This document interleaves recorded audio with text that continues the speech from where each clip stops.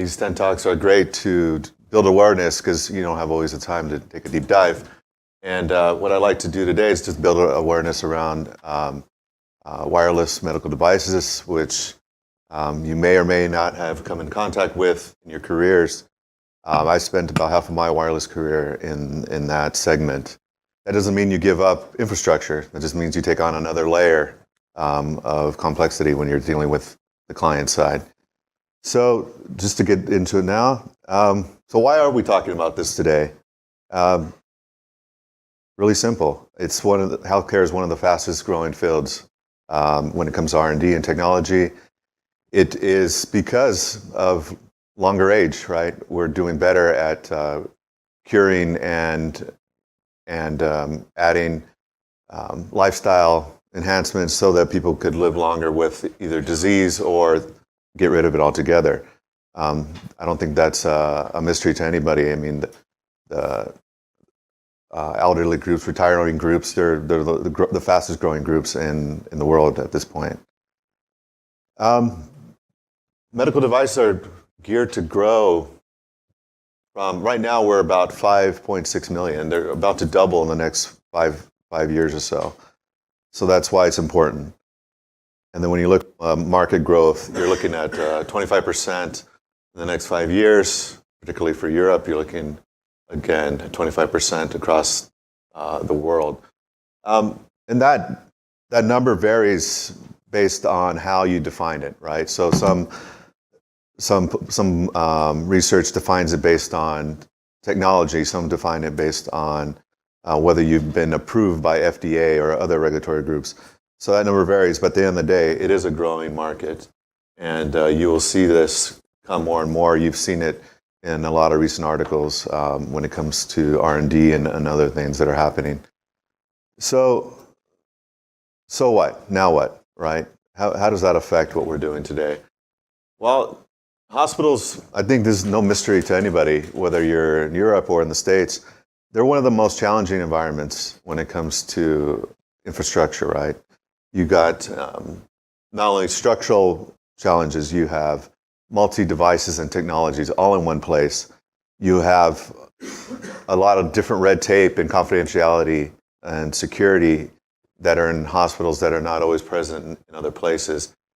Getting access to patient rooms to troubleshoot and things like that could be something that's not allowed.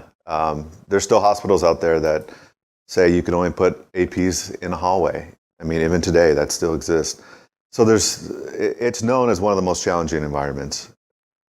And so, but as that grows with technology and smartphones and wearable devices and whatnot, that data is now becoming critical. So before, it used to be a nice to have. It was a luxury, it was great to get that data. But now, physicians and clinical folks are relying on that on a daily basis. They want that data. They want to be able to make decisions on that in real time. So this is a wave that's coming. It's here now, but it's going to grow.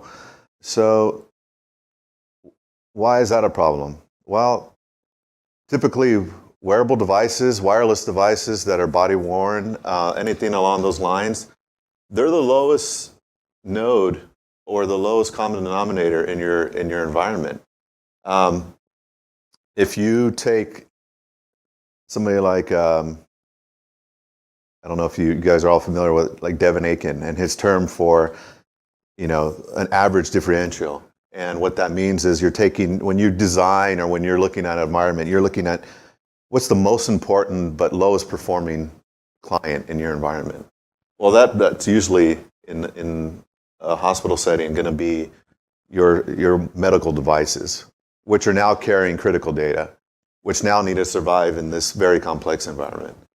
So that's why there is a reason your ears should go up whenever you hear medical device, if it's in your environment, if you are managing a healthcare environment, or you're a consultant or a vendor to these environments.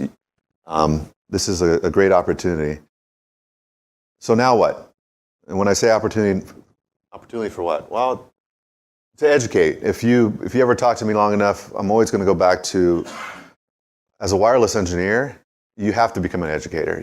That's the only way to add value. It's the only way to really move the ball for our industry, but also for your clients. And so you need to ensure that you're part of the decision before this medical device comes in the door, before they make a selection, whether it's your vendor or somebody like that. You need to insert yourself if you can, or educate your clients to do so. You know, there's a lot of things that you have to consider, and we'll just go through a few of the quick ones here. But a wireless device might be great. It might be designed correctly. It might be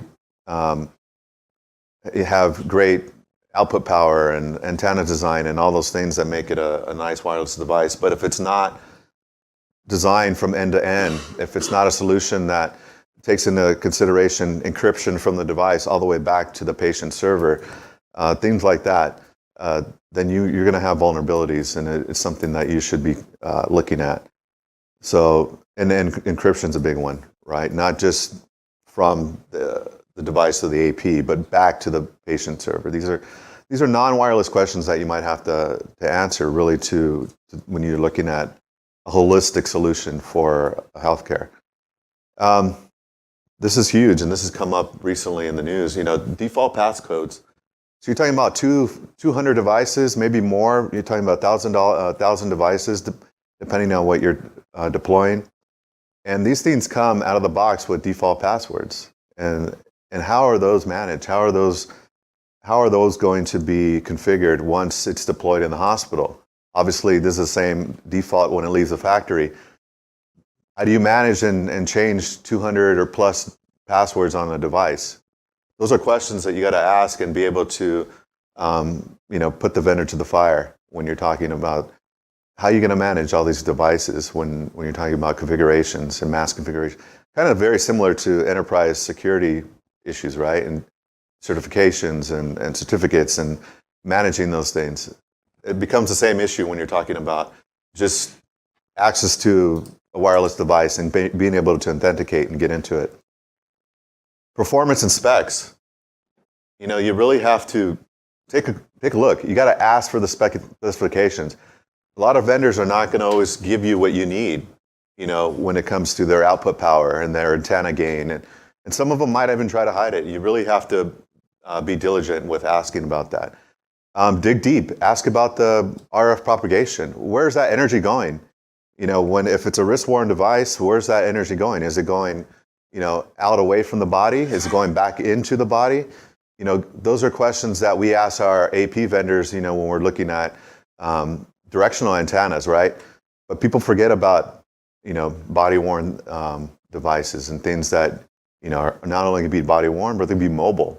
So how's this thing going to look when it's in the RF environment? How's it going to, the output power might be great, the antenna gain might be great, but if that energy is going back into the body, it doesn't do you any good, right?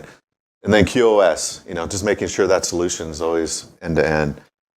So these are just questions and things you should have considered when you're thinking about bringing one of these things into your environment or consulting. And the FDA approval is slow, right? And we're talking about U.S., but also any other regulatory body.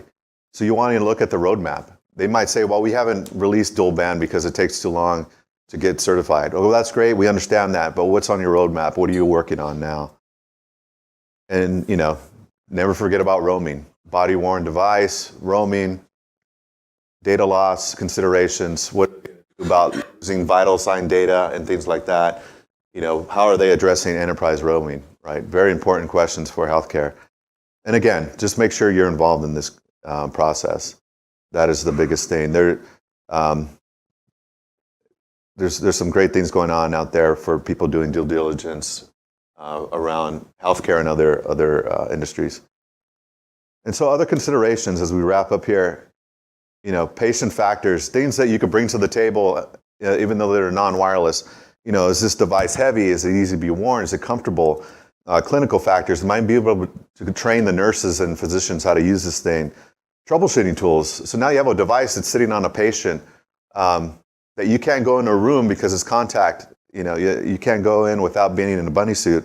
How are you going to troubleshoot this thing? Ask the vendor these types of questions. What are their solutions for getting these things done? Remote access and support. People forget about these things when they're thinking about a wireless device. They're going to call you. You're going to be on site every time you're out there. Same thing with upgrades.